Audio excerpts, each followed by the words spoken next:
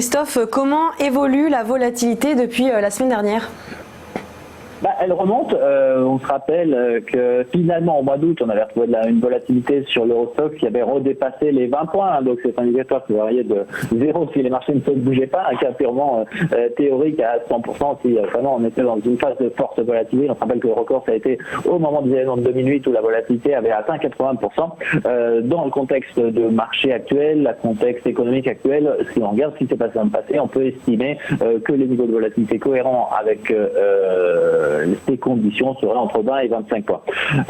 Alors, c'est ce qu'on avait retrouvé en août. Le mois de septembre a un peu douché les investisseurs puisque la volatilité a plongé de façon assez rapide pour repasser sous la barre des 15 points justement la semaine dernière. Et depuis la semaine dernière, on assiste à une stabilisation, si ce n'est à une petite reprise. Donc là, on est vraiment en ce moment à l'ouverture sur 15 points de volatilité sur les 20 prochaines principales valeurs de l'Eurostoxx. Qu'est-ce que ça signifie ? Ça signifie que on a très certainement atteint un plancher, que le marché va rester tout au moins dans les prochaines séances sur ces niveaux.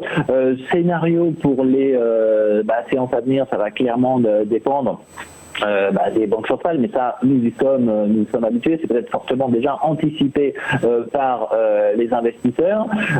Ça implique que si on veut concrétiser ces investissements, on va pouvoir éventuellement bénéficier de quelques variations qu'on estime minimes sur la volatilité. Donc, pourquoi pas essayer des stratégies en stabilité ou avant. Donc, on se rappelle, on utilise les parents lorsque on estime que la volatilité va monter, on utilise stabilité lorsqu'on estime qu'elle va baisser.